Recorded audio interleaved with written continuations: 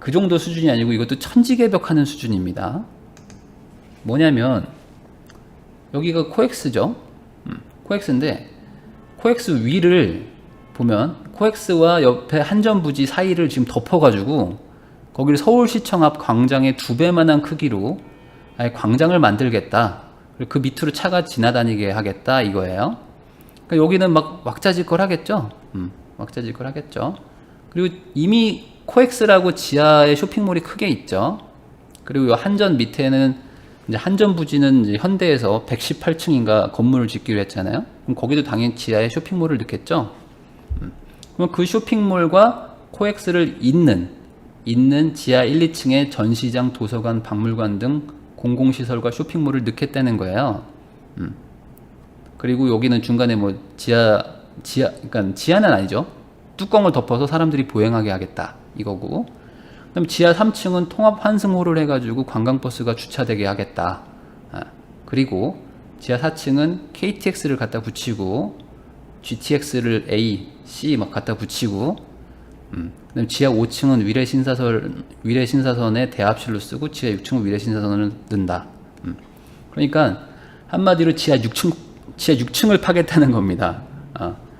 지하 6층을 파가지고 이 대로 삼성역부터 봉은사역 사이 이 블럭 하나를 다 지하 공간을 개발하겠다. 이게 지금 또 하나의 추진되고 있는 사업이에요. 자, 그런데 이런 것들은 이미 2030 서울 플랜 해가지고 계획이 다 서 있었어요. 그래서 뭐 물론 여기에만 다 들어가 있었던 건 아니지만 큰 틀에서 2030 서울 플랜이 있고, 그리고 거기에 연계돼서 영동대로 지하 개발, 뭐 용산 개발, 뭐 이런 것들이 막 들어가 있었죠. 2030 서울 플랜은 뭐 간단하게 설명하면은 그냥 3도심, 7광역, 12지역, 53지구 이런 식으로 어떤 블럭을 정해가지고 개발을 하겠다, 이제 이 이야기입니다. 가장 큰 게 3도심이죠. 그래서 종로, 한양 도성 안쪽 여기를 이제 개발하고, 영등포라고 하지만 사실상 여의도죠. 여의도를 이제 개발하고, 그다음에 강남을 개발해서 이 세 개를 삼각형으로 잇는 세 축으로 서울의 도심을 개발하겠다 이겁니다. 그리고 그 사이에 한강의 앞에 있는 이 용산이 있어요. 그 사이에 용산이 있습니다. 여기에 뭐가 들어간다고요? 센트럴파크가 생기는 거죠. 아시겠죠? 그림 멋있죠? 자, 뭐 중간에 뭐 7광역 중심에서 뭐 여기 아까 말한 창동 있죠? 창동 있고, 뭐 청량리, 왕십리, 잠실, 뭐 가산, 마곡 뭐 이런 게 있는 거예요. 그러니까 이런 개발 계획이 미리 있긴 있었어요. 그런데 아니 개발 계획이 원래 있었는데 갑자기 무슨 왜 박원순 시장이 왜 부동산 시장에 태풍을 몰고 왔다는 겁니까? 뭐가 문제란 얘기입니까? 그걸 한번 볼게요. 원래 박원순 시장은 대규모 개발을 반대했던 사람이에요. 대규모 개발을 반대해가지고 가장 크게 반대했던 게 뭐냐면, 기억나실지 모르겠는데 벌써 한 7년 전, 8년 전 얘기니까, 오세훈 시장 때 있잖아요. 오세훈 시장이 그때 뭐 무상급식을 한 해 만에 하다가 결국에 뭐 투표에 붙여가지고 투표가 성립이 안 돼가지고 그냥 나와버렸죠. 그리고 이제 그 자리를 박원순 시장이 차고 들어간 거잖아요. 근데 거기에 한강 르네상스 프로젝트라는 게 있었습니다. 오세훈 시장의 역작이었죠. 그래서 용산국제업무지구에 아까 그 차량기지 있는 데를 막 이렇게 막 두바이 필라게 막 몇 조를 들여가지고 개발한다고 하다가 빠그러지고, 그 다음에 뭐 여의도도 막 스카이라인 멋있게 만든다고 하다가 빠그러지고, 뭐 뚝섬도 멋있게 한다고 하다가 여기 뭐 하나 이상한 거 하나 지어놓고 끝나고, 뭐 반포지구 요거는 했죠. 뭐 그런 거를 좀 하다가 결국에는 실패했죠. 실패했어요. 자기가 이제 자기 발등을 자기가 찍으면서 실패를 했죠. 근데 2011년에 박원순 시장이 당선됐잖아요. 되자마자 한 게 이겁니다. 이거 안 된다고. 이거 하면 안 됩니다. 무분별하게 개발하면 안 됩니다. 막 이렇게 해가지고 박원순 시장이 이런 대규모 개발을 반대했었어요. 그리고 박원순 시장을 우리가 그 기억하는 게 뭐냐면 이런 단어들로 기억을 하고 있죠. 한 7년간 계속 살기 좋은 동네 만들게요. 뭐 노인이 살기 좋은 동네, 뭐 아이들이 살기 좋은 동네 만들게요. 그리고 개발을 해도 조금만 하겠습니다.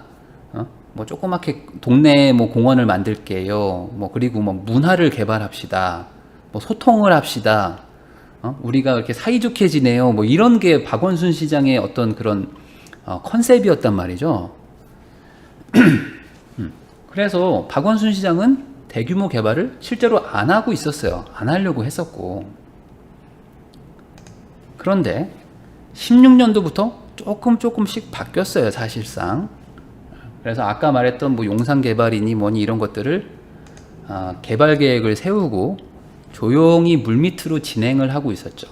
조용히 하고 있었어요. 안 하고 있었던 거 아닙니다. 조금씩 하고 있었어요. 그런데 박원순 시장이 갑자기 이슈가 되고 있는 거예요. 그 이유가 뭔가를 보겠습니다. 최근에 박원순 시장이 달라졌다라고 지금 언론도 그렇고 많은 곳에서 평가를 하고 있어요. 아니, 옛날에는 대규모 개발 이런 거 되게 반대하더니만 갑자기 최근에 달라졌네 라고 평가를 받는다. 이것 때문에 지금 박원순 시장이 지금 태풍을 몰고 다닌다 하는 거예요. 자, 뭐냐, 6월 달에 지방선거 있었죠. 6월 달에 지방선거를 했죠. 그리고 나서 서울시장에 압도적으로 당선이 됩니다. 그리고 나서 6월에 뽑혔으니까 7월에 싱가포르 가서 그 얘기했죠. 그 다음에 이제 8월에 지금 뭐 한 거잖아요. 그러니까 딱 2달밖에 안 된 거예요. 그러니까 사실상 뽑히자마자 지금 바로 정부와 각을 세우고 있어요. 정부와 각을 세우기 시작했다. 아시겠죠? 정치 얘기 아니니까 너무 정치로 막 빠지지 마세요. 우리는 지금 재테크 이야기 하는 겁니다. 자, 문재인 정부의 목표를 크게 2개로 보면은 이거예요. 너무 성장으로 가지 말자. 성장도 좋지만 분배를 해가지고 복지도 좀 챙기자. 그리고 저소득층이 돈이 좀 생겨야 소비도 하고 하면서 경제가 활성화가 된다. 이게 지금 소득주도 성장론이거든요. 근데 그리고 또 하나가 뭐냐면 부동산을 좀 안정화시키자. 너무 집값이 가파르게 올라가니까 서민들이 상대적 박탈감도 느끼지만 주거가 너무 불편해져가지고 막 외곽으로 밀려나니까 그런 거는 좀 지양하자. 그래서 좀 부동산을 안정시키고 소득을 분배합시다. 이게 정부의 목표인데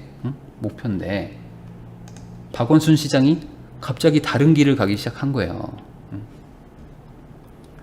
자, 6월 달에 뽑혔죠.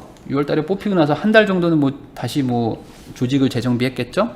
그 다음에 7월 12일에 싱가포르 가가지고는 갑자기 여의도를 신도시급으로 통째로 재개발하겠습니다. 이렇게 말을 한 거예요. 자, 그러자 7월 23일에 김현미 장관, 국토부 장관이죠. 박 시장의 서울 개발 계획에 우려를 금할 수 없다. 이런 식으로 갑자기 반박하는 말을 해요. 그러니까 국토부 장관하고 협의가 안 된 얘기를 한 거예요. 12일에. 그 다음에 아까 뭐 했죠? 7월 22일에 옥탑방 사리를 시작합니다. 맞죠? 아까 7월 22일에 옥탑방에 들어갔다고 그랬죠? 그리고 나서 한 달을 딱 살고 나와가지고 바로 이 얘기를 한 거예요. 강북을 전체적으로 개발하겠습니다. 제가 앞으로 강북에 인프라를 엄청 깔아드리고 강북의 모든 복지시설을 다 투입해가지고 살기 좋은 동네를 만들겠습니다 라고 한 거예요. 엊그제. 그리고 사업성이 전혀 없었던 4개의 경전철을 서울시 예산으로 착공하겠다 발표를 해버린 거예요. 네. 자, 그래서 그 옥탑방 살이라는 거를 사람들이 뭐 쇼다, 정치적으로 뭐 쇼한 거다 라고 얘기를 하는데 제가 봤을 때는 뭐 쇼라고 볼 수는 없고요. 그냥 제 추측입니다. 이 8월 19일에 발표를 하기 위해서 저걸 한 거예요. 제가 봤을 땐 그렇다고 봅니다. 뭐냐면 이미 강북 개발 계획은 세워져 있었는데 그 개발 계획을 그냥 생뚱맞게 발표할 수는 없잖아요. 그냥 갑자기 강북을 개발하겠습니다 이러면 뭔가 말이 안 맞잖아요. 그러니까 뭔가 명분이 있어야 되죠. 그러니까 제가 한 달 살아보겠습니다. 살았더니 너무 불편한데요. 이게 동네가 너무 막 언덕이 많고 쉴 자리도 없고 너무 강북이 너무 지금 불편하더라. 그래서 제가 살아보니까 좀 개발을 해야 되겠습니다 라고 큰 그림을 그린 게 아닐까. 그래서 이런 말을 했어요. 근데 여기서 보세요. 아직 안 끝났어요. 언제까지 착공하겠냐 라고 말을 했는데 2022년까지 착공을 시키겠다 라고 언급을 했습니다. 2022년까지. 아시겠죠? 자, 그럼 앞으로 4년 남았네요. 그러면 왜 2022년까지 착공을 한다고 말을 한 걸까? 이게 중요한 겁니다. 이게. 자, 보세요. 2022년에 용산공원이 개발이 완료가 됩니다. 그리고 아까 서울 아레나라고 그랬죠? 2022년에 노원 창동 쪽이 개발이 완료됩니다. 물론 계획이에요. 계획입니다. 그리고 아까 2022년에 경전철 노선을 착공한다고 그랬죠? 착공하죠. 그 다음에 2023년에 영동대로 개발이 완료될 계획이에요. 계획입니다. 다 계획이에요. 이게 언제 된다는 보장은 없어요. 예산이 항상 걸려 있으니까. 근데 모든 게 다 2022년에 맞춰져 있죠. 2022년에 뭐가 있는가? 2022년 3월 9일에 20대 대통령 대선이 있습니다. 선거가 있죠. 2022년 3월 9일에 선거가 있습니다. 지금부터 얘기하는 거는 다 추측이고 다 제 소설이에요. 그러니까 또 정치 얘기하지 마세요. 정치 얘기하지 마시고요. 모든 건 다 제 추측입니다. 지금부터 얘기할 거는요. 제가 봤을 때는 박원순 시장은 지금 대권 도전하겠다고 선언한 겁니다. 자, 저는 정치 얘기를 좋아하지 않지만 이게 돈과 관련되니까 하는 소리예요. 박원순 시장이 그냥 공식화를 한 것 같아요. 제가 다음번에 대통령 하겠습니다 라고 말을 한 거와 같다. 왜 그런가? 최근의 행보는 대권을 명백하게 의식하고 진행하고 있는 계획된 멘트들이다 라고 저는 봅니다. 왜냐? 사업성이 없어요. 사업성이 없어가지고 몇 년째 지지부진하고 있는 경전철을 갑자기 시 예산으로 해주겠대요. 시 예산으로.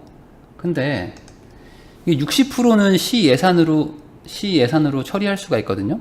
60%는 시 예산으로 처리할 수 있는데 40%는 결국에 국가 예산이 필요합니다. 그러면 이 4개 노선을 이게 공사하는데 드는 돈이 2조 8천억이래요.